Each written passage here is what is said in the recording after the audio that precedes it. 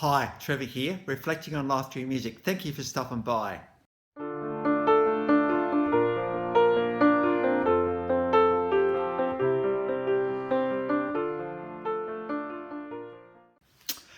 Well, come in today again. You're very, very welcome. It's great to see you all back. I trust you enjoyed my last video on the First Lady of English musical theatre, Elaine Paige.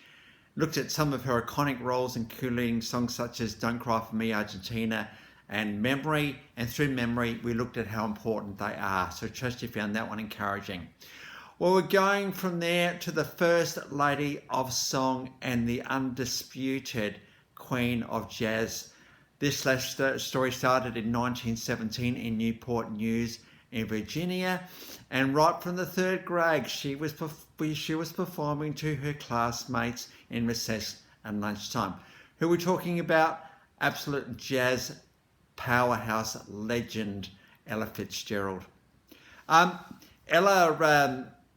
was, she's just a bit of an absolute incredible talent, this girl. And she has carried this career for a many years. She got a start in 1970 when she won an amateur night at the Apollo Theatre around 1934. But because she was a bit dishevelled on that night, they weren't from a rich family. She was almost overlooked, but she did actually win that night. And because of that, in 1935, she was part of the Harlem Circuit and the Chick Webb Orchestra, and she got absolutely well known through that orchestra. In fact, one of the hits of that time, 1938, a Tisket, a Tasket. This is actually a nursery rhyme of all things that Ella actually ramped up, jazzed up a little bit, and turned it into an absolutely mega hit, become a bit of a jazz standard. We've got a bit of a clip from a movie from 1938 for you there. It was also, where am I up to? So from that point on, Ella sort of became a bit of a jazz standard songstress, absolutely. We've got a few clips below, and she sung with a few different people as well, including Duke Ellington. It don't mean a thing if you ain't got that swing. We've got a live version of 1965. We've got with Frank Sinatra, The Lady is a Tramp, 1967, live version of that one. We've got the iconic George Gershwin, Summertime, 1968, live version there. In fact, she won an Ira and George Gershwin Award for significant contribution to music. So the Gershwins are absolutely iconic American composing royalty, in fact, world composing royalty. So win that award is pretty amazing. Move forward to where are we up to? 1979. So she's sung with Duke Ellington. She also sang with Count Basie, and we got Flying Home, another well-known piece of hers from 1979. It's good to see her in colour here. As the big band era started to die in that 1950 era, she changed her style to more scat singing. Scat singing is very hard to do indeed, and so she was able to do that. So we've got her singing Flying Home with Count Basie, live version of that one. The thing about Ella Fitzgerald is, first of all, she's the undisputed queen of jazz. Now, if you were to be called the queen or king of something, you'd be thinking, oh, no, not me. No, I don't deserve that accolade. I really don't. No, it's all good. But every time this girl went on stage, she commanded it. And so even though there's elements of a bit of humbleness around this kind of title, there's also embracing it at the same time, but embracing it in a way that is humble. I don't know how you do that. You can't just pretend like you're not the queen of jazz when everyone tells you you are. But you don't want to go around saying, hey, look at me, I'm the queen of jazz either. You've got to have this balance sitting in there of humbleness and also embracing it at the same time.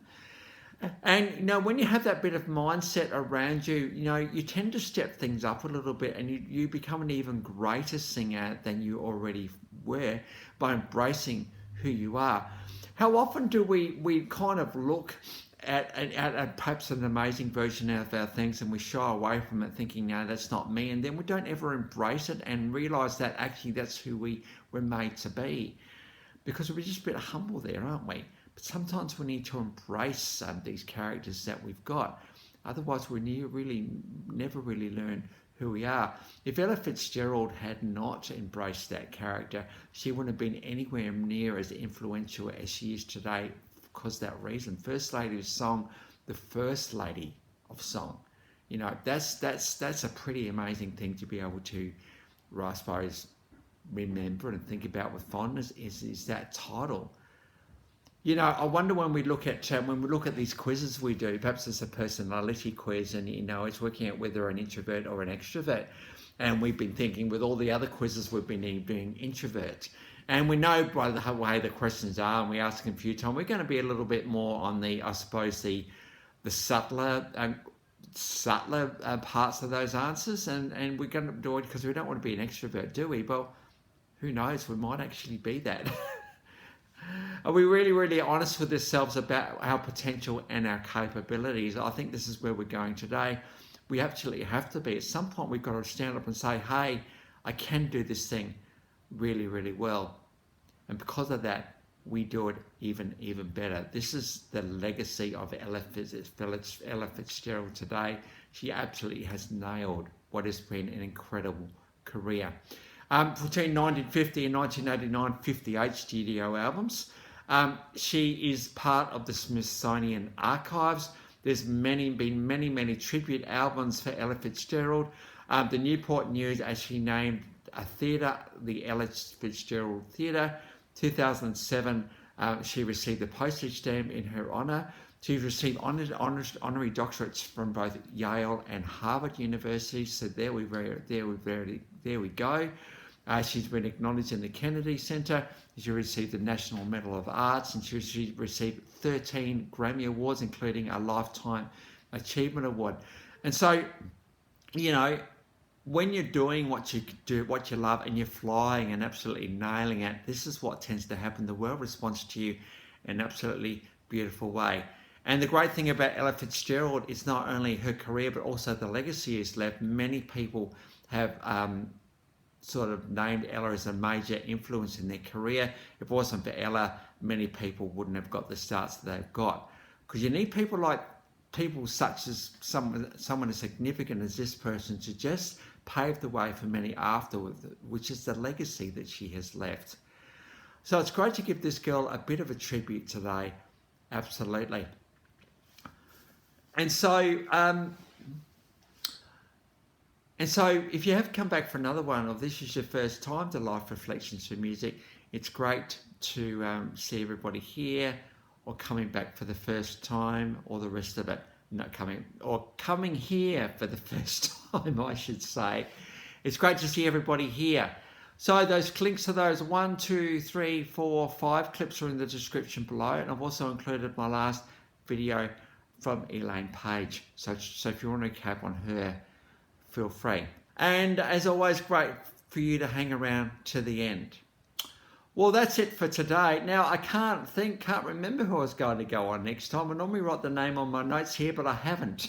So it's going to be somewhere around the E's somewhere. So until then, I'll catch you around. Bye for now.